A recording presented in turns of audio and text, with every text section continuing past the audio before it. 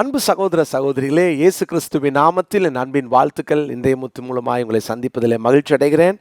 கர்த்தர் உங்களை ஆசீர்வதிப்பாராக. பிரியமானவர்களே, நம்ம தாழ்மையை குறித்து தியானித்து கொண்டிருக்கிறோம். பாருங்க, மனத்தாழ்மையாய் இருந்தால் நாம் அதை அணிந்து கொள்ள வேண்டும் என்று வாசித்தோம். அப்படி இருந்தால் நம்ம ஒருவரை ஒருவர் தாங்குவோம், ஒருவரை ஒருவர் நம்மிலும் மேன்மையாக நினைப்போம் என்று கடந்த 2 நாட்களாக தொடர்ந்து தியானிக்க தேவன் கிருபை செய்தார். இன்னும் தாழ்த்துவோம், சிலுவையின் மரண பரியந்தமும் தாழ்த்த நாம் கற்றுக்கொள்வோம்.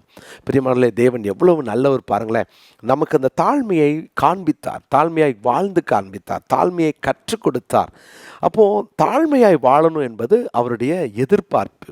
பிசாசு தான் பெருமையினாலே அவன் விழுந்தான் என்று வேதம் சொல்லுகிறது. மத்தேயு 11:29 நான் சாந்தமும் மனத்தாழ்மையுமாய் இருக்கிறேன்னு சொல்லி ஆண்டவராகிய இயேசு நமக்கு கற்றுக் கொடுத்தார். பிரியமானவர்களே, நமக்கு இன்னொரு முக்கியமான காரியத்தை நம்ம தியானிக்க போகிறோம். என்னோட வேதத்தை திருப்பிக் கொள்ளுங்க. அப்போஸ்தலர் நடபடிகள் 20ஆம் அதிகாரத்தின் 19வது வசனத்தை நான் வாசிக்கிறேன். அப்போஸ்தலர் 20ஆம் அதிகாரம் 19வது வசனம். வெகு மனத்தாழ்மையோடும் மிகுந்த கண்ணீரோடும் யூதருடைய தீமையான யோசனைகளால் எனக்கு நேரிட்ட சோதனைகளோடும் நான் கர்த்தரை சேவித்தேன். உண்மையாக இந்த வசனம் என்னை அதிகமாய் அசைத்தது. காரணம் பாருங்க, அவர் சொல்றாரு, மிகுந்த கண்ணீரோடு யூதருடைய தீமையான யோசனைகளால் எனக்கு நேரிட்ட சோதனைகளோடும் நான் கர்த்தரை சேவித்தேன். யூதர்கள் ஒரு பக்கம் தீமையாக யோசிக்கிறாங்க, அடுத்த பக்கம் பயங்கரமான சோதனைகள் இருக்கிறது, பயங்கரமான கண்ணீர், சோதனை, தீமையான யோசனை, இவைகள் மத்தியிலே நான் கர்த்தரை சேவித்தேன். சேவிக்க முடியுமா? சில பிரச்சனை வந்தோடனே நம்ம ஏன் கர்த்தரை சேவிச்சு எனக்கு ஏன் இது நடக்கணும், கர்த்தரை சேவித்தேன் நான் ஏன் இப்படி கஷ்டப்படணும், கர்த்தரை தானே சேவித்தேன், இவ்வளோ ஒரு வேதனையான சூழ்நிலையில் வழியாக நான் கடந்து போகிறேனே, கர்த்தர் பார்க்குறாரா இல்லையா, இப்படிலாம் நம்ம கேள்வி கேட்குறோமா?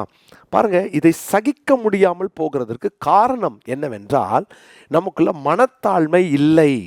அவர் சொல்கிறாரு, நான் கர்த்தரை சேவித்தேன், அதாவது நான் என்னுடைய வாழ்க்கையில் நான் ஆண்டவரை இவ்வளோ கஷ்டத்தின் மத்தியிலும் நான் சேவிக்கிறதுக்கு காரணம் அந்த மனத்தாழ்மை. அப்போ மனத்தாழ்மை இருந்தால் சோதனையிலும் சேவிப்போம், மனத்தாழ்மை இருந்தால் சோதனையிலும் சேவிப்போம். பிரியமானவர்களே, இன்னைக்கு இதை கற்றுக்கொள்வோம். உங்கள் பிரச்சனைகளை உங்களால் தாக்கு பிடிக்க முடியலையா? இஸ்ரவேல் ஜனங்களை கொஞ்சம் யோசித்து பாருங்களேன். அவங்க எகிப்தை விட்டு கானானுக்கு வரும் வழியில் அவங்க முறுமுறுத்த நேரங்களிலெல்லாம் நாங்கள் எப்படி வாழ்ந்தோம் தெரியுமா, எப்படி இருந்தோம் தெரியுமா அப்படின்னு வாழ்க்கையை கசந்து கொண்டார்கள். என்ன அர்த்தம்னா, அவர்களுக்குள் தாழ்மை இல்லை. நான் யாரு, நான் எப்படி, நான் எங்கே இருந்தேன். அதனால தான் தாழ்வில் நம்மை நினைத்தவரை துதியுங்கள் என்று சங்கீதக்காரன் பாடுகிறார். இன்னைக்கு நம்ம அப்படி இருக்கிறோமா? நம்மளால் சில பிரச்சனைகளை தாக்கு பிடிக்க முடியல, நம்மளால் சில பிரச்சனைகளில் நம்ம மேற்கொண்டு ஓட முடியலை, ஜெயிக்க முடியலை. இதுக்கு என்ன காரணம் அப்படின்னா, நமக்குள்ளாக தாழ்மை இல்லை. பிரியமானவர்களே, தாழ்த்துவோம், தாழ்மையோடு நடந்து கொள்வோம். ஆண்டவர்கிட்ட கேளுங்க, நான் தாழ்த்தணும் ஆண்டவரே, நான் இன்னும் தாழ்த்துறேன், இன்னும் தாழ்மையோடு நான் வாழணும்.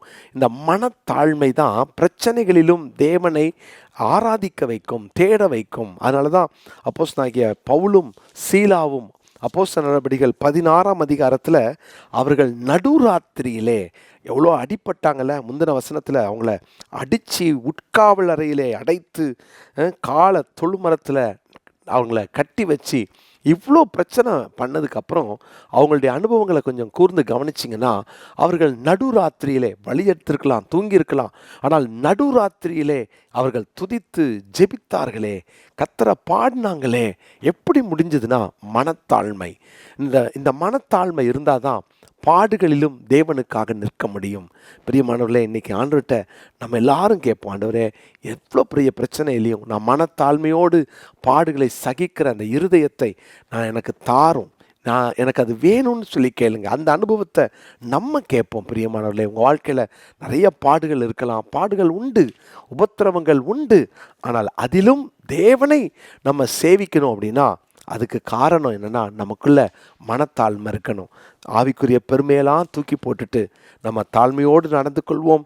பிரியமானவர்களே, பாருங்கள், யோபு பக்தனுடைய வாழ்க்கையில் அவர் சொல்கிறாரு, கர்த்தர் கொடுத்தார், கர்த்தர் எடுத்தார், கர்த்தருடைய நாமத்திற்கு ஸ்தோத்திரம்.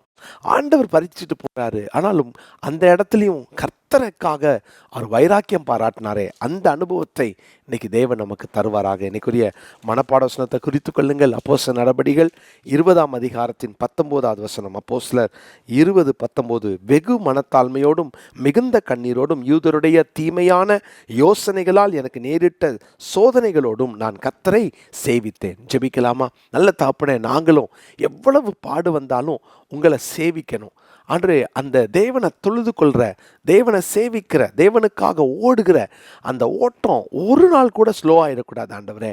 நாங்கள் எப்போதும் நாங்கள் தாழ்மையோடு எத்தனை பிரச்சனைகளிலும் நாங்கள் தாக்கு பிடிக்கிறவர்களாய் வாழ உதவி செய்யுங்க. அதற்குரிய மனத்தாழ்மையை எங்கள் எல்லாருக்கும் தாங்கப்பா. கிருபை தாங்க. உங்கள் நாமம் மகிமைப்படட்டும். இயேசுவின் நாமத்தில் ஜெபிக்கிறோம் நல்ல பிதாவே, ஆமேன்.